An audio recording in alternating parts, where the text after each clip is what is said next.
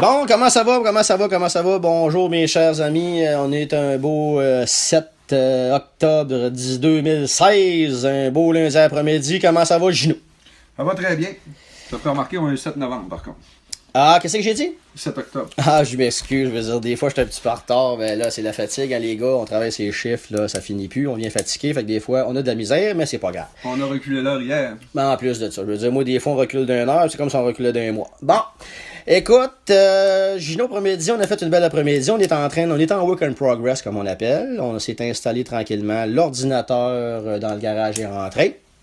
On a fait du brainstorm en masse. Écoute, on a fait de l'électronique en masse. On s'aperçoit que on n'a pas encore les qualifications requises. Hein? Non, mais je veux dire, on est des petits gars intelligents, puis on bisonne, on cherche, on fait nos recherches, mais tout quand même s'installe bon train. On a passé une belle après-midi. C'était un après-midi aussi un peu de technicalité qu'on pourrait dire. C'est installer là, les préfaces sur nos programmes. C'est aussi le côté marketing que je veux pas parce que regarde, malheureusement, vous allez être obligé de voir nos faces éventuellement parce que là, on a besoin de certaines photos pour les sites quelconques, whatever. Fait que tu sais, on a joué aux petites vedettes là, d'après-midi, là, de fond de ruelle là, pour se donner un petit genre. Tu sais, je veux dire, on essaye de quand même de se trouver une espèce là, de plaisir visuel. Hein, Gino? Oui, et tu t'avais malencontreusement oublié de m'avertir de passer chez la coiffeuse parce que moi, je savais pas qu'on avait un shooting photo après-midi, là. Ouais, je m'excuse bien, mais moi, je sais que je me suis dit par rapport à ça, Gino, ben honnêtement, c'est parce qu'aujourd'hui, même les coiffeuses sont très, très, très occupées, puis qu'est-ce que ça fait? C'est qu'à la dernière minute, t'auras pas eu de rendez-vous, puis là, Chris, écoute bien. Ben moi, je suis fils de coiffeuse, là. Ah! Ben ça, c'est un détail que je n'avais pas. Ma mère a son salon, mais elle est à Québec présentement. Bon, là, regarde, tu vois que, regarde, c'est une belle intervention que tu viens de me faire là, mais Chris, ça n'aurait pas réglé notre problème. Puis là, je veux dire que là, Jimmy Lynch, je veux pas, il a pris sa retraite. Moi, Jimmy, je l'aimais bien, tu sais, quand j'étais jeune, j'allais là, j'arrivais là, c'était la bonne franquette. On parlait de la pêche au saumon abondamment. Non, mais j'aurais sorti le clipper peut-être pour la barbe et éventuellement pour la coupe bikini, mais moi, je n'avais pas eu d'informations sur ça après-midi. Ben écoute, je m'excuse infiniment. Qu'est-ce que tu veux que je veux dire que dans le futur, je vais m'organiser pour préparer mes spectacles, je veux dire nos émissions. T'en parles à mon agent, elle m'avertit, puis à partir de là, on s'ajuste, comme on dit. Non, t'as bien raison. Écoute, je vais appeler Monique là, la prochaine fois pour bien céduler la rencontre. C'est là qu'on voit que. Parce que tu sais, on l'a dit précédemment dans notre petit boniment d'introduction, je veux dire, c'est sans prétention, puis on se permet de faire des erreurs. Je veux dire, on va s'installer tranquillement. On en a profité pour goûter aux produits de notre commanditaire officiel qui est Sliman. Oui, ça, je suis bien content que tu en parles. Je veux dire, on a déniché, nous autres, par Sliman Canada, une petite commandite qui nous servira à bon escient pour... parce que, je veux dire, on veut pas prôner nécessairement de prendre de la boisson de même épouvantablement, mais je veux dire que ça reste que c'est un petit... c'est une petite graisse sociale. Une graisse sociale, hein? Oui, effectivement. Puis de toute façon, il faut prendre ça comme un outil de travail. Je veux dire, la boisson a toujours délié les langues et écartillé les jambes. Hein? Ah, ben là, écoute, ça va être sûrement un sujet de chronique éventuellement. On ouvre des portes. On ouvre des portes. De toute façon, c'est notre mandat. C'est d'ouvrir des portes. Oui, effectivement. Puis, écoute, la Sliman, moi, j'ai trouvé quand même un bon petit goût raisonnable. Une petite bière d'après-midi, 4,2 en volume d'alcool. Sur lequel modèle, celle-là? Railside, c'est une bière que j'avais jamais goûtée, vendue par Sliman. Railside, on voit un train aussi. Les cheminots de cette île vont apprécier. Ben exactement. Puis de toute façon, quelque chose, c'est une belle couleur. C'est un beau bleu foncé. C'est un beau produit. C'est un beau bleu foncé. Ça représente un peu la Côte-Nord, l'épinette, la mer. Oui. Bon, c'est beau. Sliman, nouveau propriétaire, on peut pas dire nouveau, ça fait quand même quelques années, mais c'est eux qui ont acheté notre fierté nationale qui était Unibrou. Je n'étais pas au courant de ça, oui, Sliman Canada qui a acheté Unibrou. Robert Charlevoix avait beau chanter « On veut un pays ». Est-ce que là, je m'excuse, là, ça m'a fait un petit peu rire parce que je sais pas, tu t'es pas aperçu vraiment. La langue t'a fourché et tu as dit, mon cher ami, Robert Charlevoix.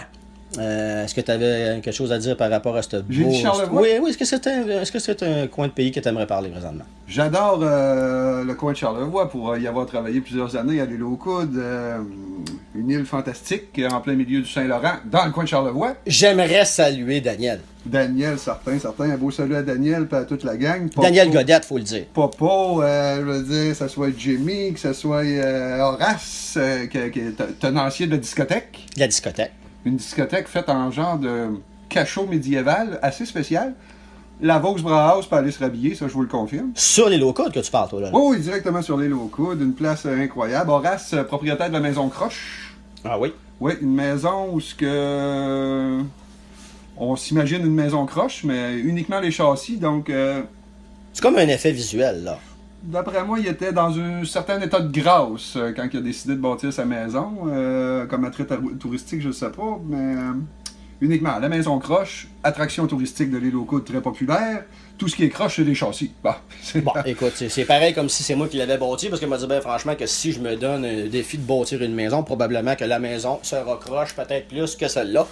Ça coûterait cher de rétane. Exactement. De la mousse, faut en mettre, puis on le sait que si tu mets trop de mousse dans le coin, la fenêtre fermera peut-être pas, puis là, c'est un gros problème sur cette île, parce que Chris, de temps en temps, il fait fret.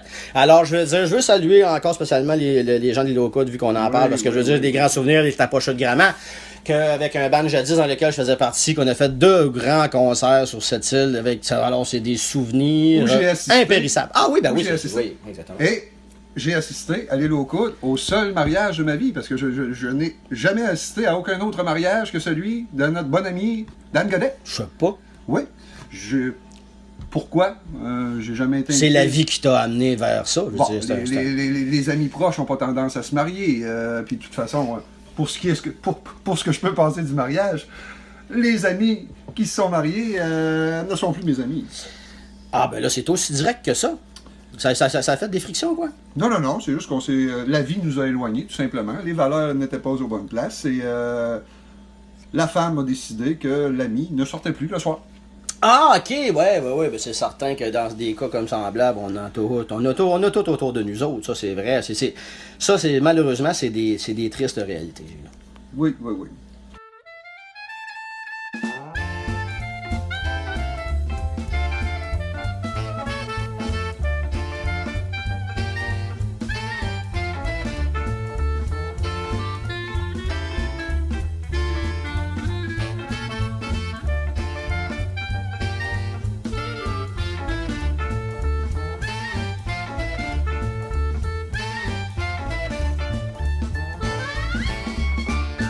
Par rapport de ça, mon Gino, raconte-moi donc ce que tu as fait dans la fin de semaine. Ben, imagine-toi donc que j'ai fait une pêche ancestrale faite par nos pères, nos grands-pères et nos arrière-grands-pères. Une pratique qui est pratiquement abandonnée de nos jours, qui est la pêche au clam. Ah ben. T'as-tu déjà été à la pêche au clam de mon Dieu? J'ai été à la pêche au clam avec mon grand-père jadis dans le coin de Franklin. C'était un site enchanteur pour faire la pêche au clam, mais je veux dire... c'est loin de mes souvenirs, Gino. Là. Avec le Saint-Galon puis la pèleron? Oui, exactement. Le Saint-Galon, les vraies bottes de robeur. Les bottes de Newf. Non, les vraies bottes de robeur. Quand on s'est servi après, quand que le coup que la saison de club était terminée, ça servait à faire des trous pour jouer aux billes. Eh ben oui, éventuellement. Non, sans éventualité. Mais ce que je voulais dire, c'est que la pêche au clam, à titre informatif, moi, du gay, pour ta croissance personnelle. Culture personnelle, bien entendu. La pêche au clam se pratique en début de printemps et en fin d'automne.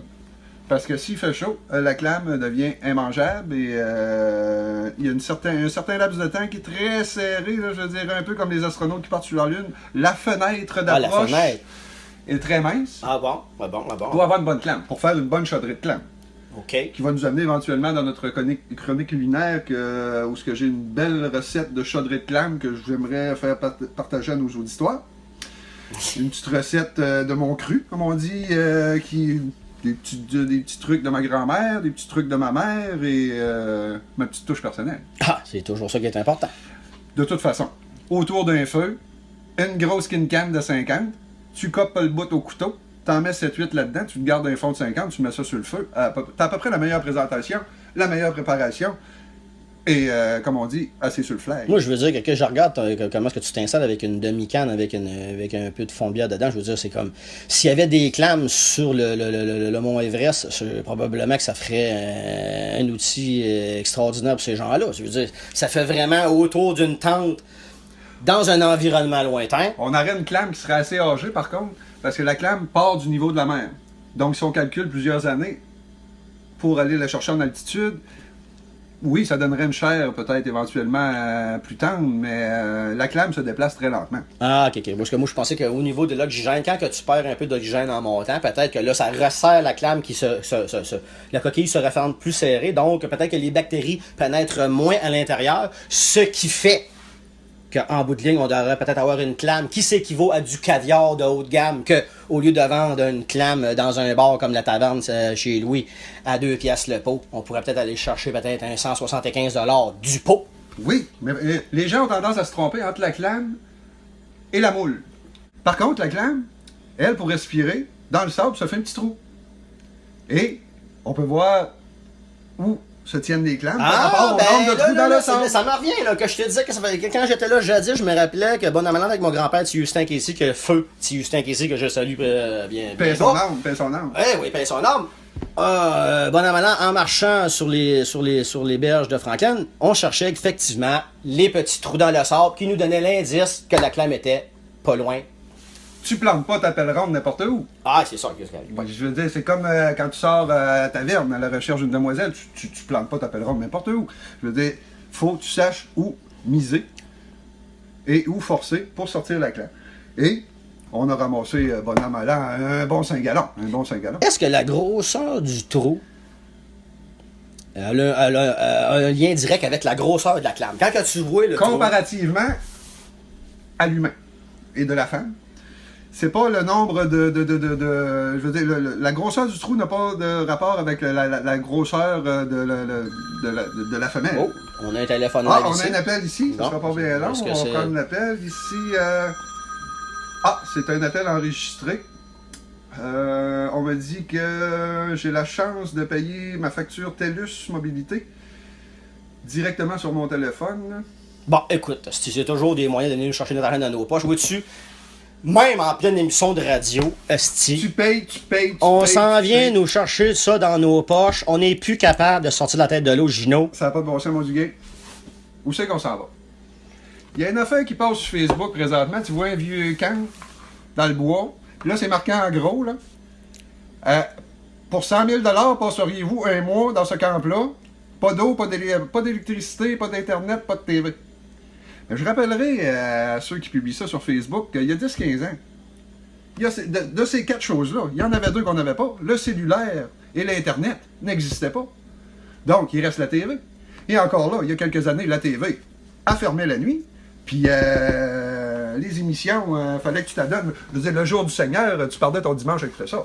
Ben là, le père, ça dépend pour qui. Parce que je veux dire que, ben franchement, que moi, un dimanche matin, que tu te réveilles avec d'un gros samedi soir, je veux dire, quoi de mieux que mettre le jour du Seigneur pour ronronner? Je veux dire, c'est comme écouter une game de baseball. Le curé Landry à Saint-Joseph de Mata avait son charme.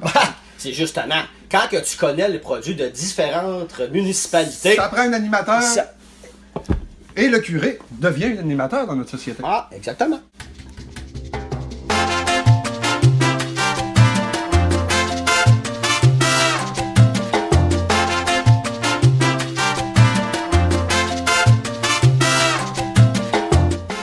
Puis sinon, mon Gino? Ben sinon, écoute, j'ai fait mon petit smoothie ce matin, ça me remet toujours sur le piton. Ça prend de quoi de bon? Prends-tu ça des smoothies, Suzuki? Bon.